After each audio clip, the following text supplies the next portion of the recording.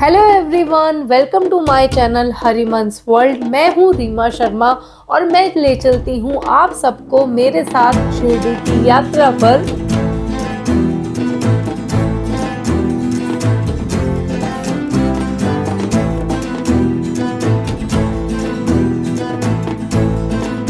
शिरडी की यात्रा का सफ़र मैंने शुरू किया अपनी दादी के साथ, वो भी नई दिल्ली रेलवे स्टेशन से, क्योंकि नई दिल्ली रेलवे स्टेशन से रात को 8:20 पर चलती है कर्नाटका एक्सप्रेस, जो कि हमारी ट्रेन थी। आज के दिन हम सब बहुत खुश थे, और खुश सिर्फ इसलिए नहीं थे क्योंकि हम शिरडी जा रहे हैं, बल्कि खुश इसलिए थे क्योंकि हम ट्रेन के टाइम से एग्जैक्टली 2 घंटे पहले रेलवे स्टेशन पहुंच गए थे, जो कि ये हमारे लाइफ का फर्स्ट एक्सपीरियंस है, क्योंकि हमेशा ट्रेन हमने दौड़ते भागते ही पकड़ी है। और ये भी कह सकते हैं कि 15 दिन पहले हमारी बैद्यनाथ धाम की ट्रेन थी, जो कि हमने छोड़ दी थी। छोड़ी नहीं थी, हमारी छूट गई थी। लेट होने की वजह से ट्रेन हमें पहले ही टाटा बाय बाय कह के चले गई थी, और हमारी बैद्यनाथ की यात्रा जो है वो वहीं पर समाप्त हो गई थी। इस बार मेरी दादी इसलिए हम सबको डांट डांट कर पहले ही टाइम से ले आई थी। वैसे आपके साथ भी क्या कभी ऐसा हुआ है कि आपकी ट्रेन छूटी हो? टाइम से पहले पहुंचने के कारण हमने सोचा जब वेट कर ही रहे हैं तो क्यों ना यहाँ से पहले ही पानी ले लें और साथ में कुछ स्नैक्स भी ले लेते हैं। स्टेशन से ही हमने पानी लिया और साथ में लेज़ वगैरह ले लिए, ताकि हम ट्रेन में बैठकर उसे खा सकें और एंजॉय कर सकें। वैसे हमारी ट्रेन आ गई थी तो हमने यहाँ पर अपनी सीट ले ली, और उसके बाद मैंने कुछ शूट नहीं किया। फिर हम पहुँचे अगले दिन इटारसी जंक्शन। तो मैंने सोचा क्यों ना थोड़ी सी सैर की जाए, ट्रेन में बैठे बैठे बोर हो गए हैं, तो बस थोड़ा सा बाहर उतर के आए। वैसे मेरे पेरेंट्स की स्ट्रिक्ट इंस्ट्रक्शन थी कि आप ट्रेन से बाहर नहीं जाओगे, पर हम कहाँ मानने वाले हैं। हम 2-4 स्टेशन पे रुके ताकि थोड़ा सा घूम सकें आसपास है क्या। कुछ भी कहो, लेकिन ट्रेन की खिड़की से बाहर के नज़ारे देखने में जो मज़ा आता है वो कहीं नहीं है। महाराष्ट्र में बहुत सारी केले की खेती देखने को मिलती है, और यहाँ पर केले के पेड़ जो हैं वो छोटे छोटे होते हैं, जो बहुत ही अच्छे लगते हैं। हमारी ट्रेन को हमें 4 बजे पहुंचाना था, लेकिन हम कोपरगांव पहुंचे शाम में 7 बजे, पूरे 3 घंटे लेट थी। लेकिन चलो फाइनली हम पहुंच गए कोपरगांव स्टेशन, और बस अब हम यहाँ पे वेट कर रहे हैं कि सारे लोग एक साथ इकट्ठे होकर एक ऑटो शेयरिंग पे कर लेते हैं, ताकि हम पहुंच जाएं शिरडी अपने बाबा के पास उनके दर्शन के लिए। वैसे हर बार मेरी पूरी फैमिली आती है शिरडी, लेकिन इस बार मैं सिर्फ अपनी दादी के साथ और मासी के साथ आई हूँ। तो हमने अपना ऑटो शेयरिंग पे किया एक दूसरी फैमिली के साथ, क्योंकि यहाँ कोपरगांव से शिरडी के लिए शेयरिंग पे ऑटो चलते हैं, जिसमें वो 14 मेंबर्स को बैठाते हैं। तो हमने यहाँ पर एक गाजियाबाद की हमें फैमिली मिल गई थी, जो बहुत ही प्यारी सी फैमिली थी।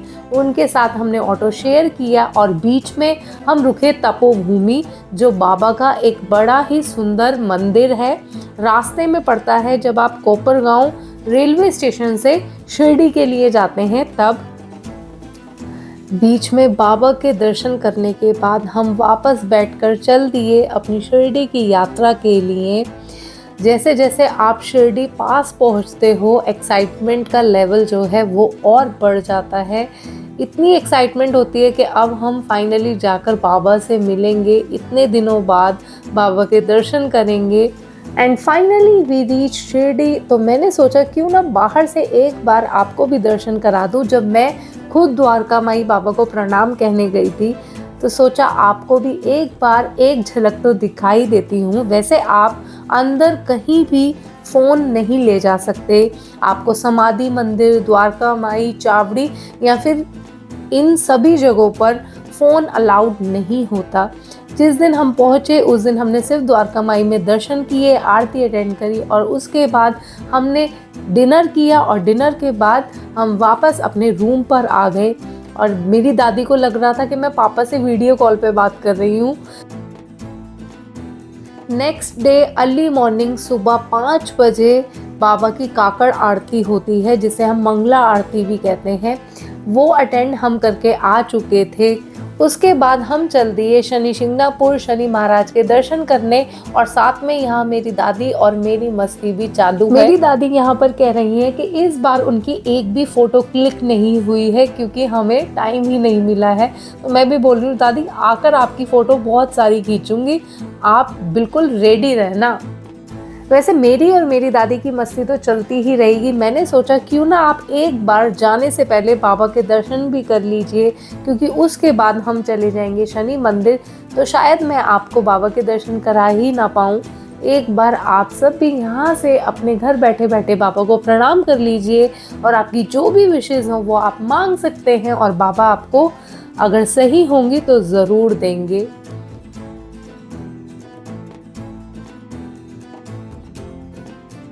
आई होप आप सबने अपनी विशेज़ मांग ली होंगी और बाबा ने उनको पूरा करना शुरू भी कर दिया होगा। चलिए चलते हैं अब ब्रेकफास्ट करने, क्योंकि हमें जाना था शनि शिंगणापुर, जो बहुत दूर है शिरडी से, जिसके लिए हमें आते आते शायद दोपहर या फिर शाम भी हो सकती है। तो हमने सोचा क्यों ना शिरडी से ही ब्रेकफास्ट करके चलते हैं। ये एक अंकल हैं जिनकी शॉप है बिल्कुल लक्ष्मी माता मंदिर के साथ में। बहुत ही अच्छा साउथ इंडियन ब्रेकफास्ट बनाते हैं। छोटी सी शॉप है, रीज़नेबल रेट्स हैं, लेकिन इनके फ्लेवर बहुत ही अच्छे हैं। हमने सब चीज़ ट्राई करी और उसके बाद उन सबको रिपीट भी किया। तो अगर आप शिरडी आना प्लान करते हैं तो इनके पास आप ब्रेकफास्ट ट्राई कर सकते हैं। बस अब हम चल दिए शनि शिंगणापुर के लिए। लॉन्ग रूट है तो बीच में भैया लोग गाड़ी ज़रूर रोकते हैं एक वॉशरूम ब्रेक के लिए। तो हम सब भी यहाँ थोड़ी देर रिलैक्स कर रहे हैं, और मेरी दादी तो कुछ ज़्यादा ही रिलैक्स कर रही हैं। मेरे को बहुत अच्छा लग रहा है, दादी बिल्कुल एंजॉय कर रही हैं। दादी नहीं, दादी बच्ची बन गई हैं। देखिए कितने मज़े से एंजॉय कर रही हैं, और मुझे कह भी नहीं है साथ साथ कि मेरे को भी शूट कर। वैसे मुझे भी बहुत मज़ा आता है अपनी दादी के साथ इसी तरीके से मस्ती करने में, और मैं दादी को पूरी तरीके से अटेंशन दे भी रही थी जिसको वो एंजॉय कर रही थी। मैंने सोचा दादी आप इतनी देर से झूला झूल रहे हो, मुझे भी जगह दो, मैं भी झूलती हूँ। तो मैं भी यहाँ पर झूलने लगी, लेकिन मैं गिर गई और बहुत बुरी तरह गिरी थी, मेरे चोट भी लग गई थी।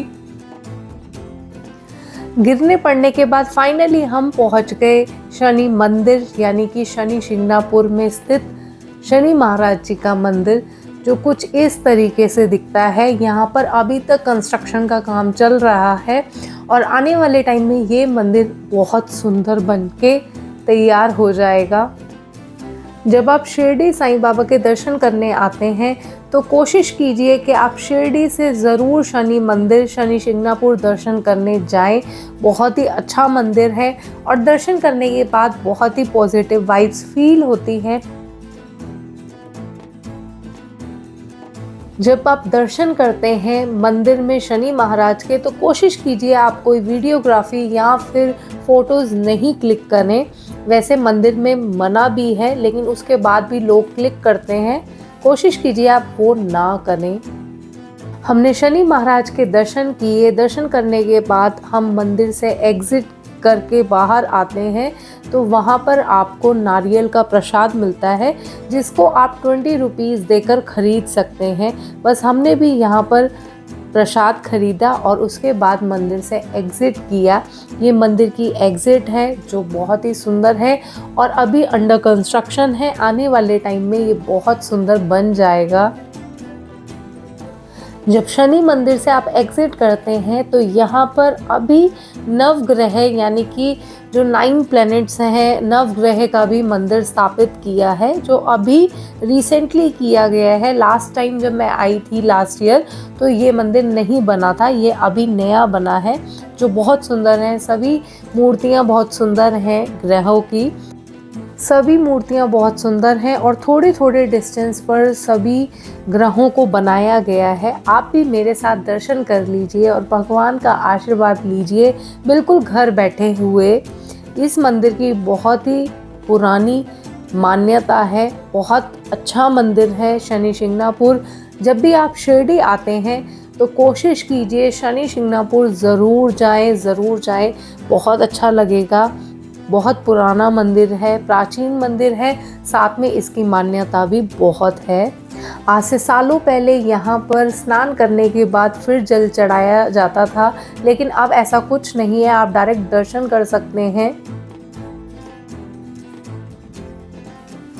शिरडी पहुंचने के बाद हम सब थक गए थे तो थोड़ा रेस्ट करा और उसके बाद हमने अटेंड करी पालकी। साईं बाबा की पालकी थर्सडे वाले दिन रात में 9 बजे निकलती है। बहुत सुंदर नज़ारा होता है जिसका आनंद आप सब ले सकते हैं।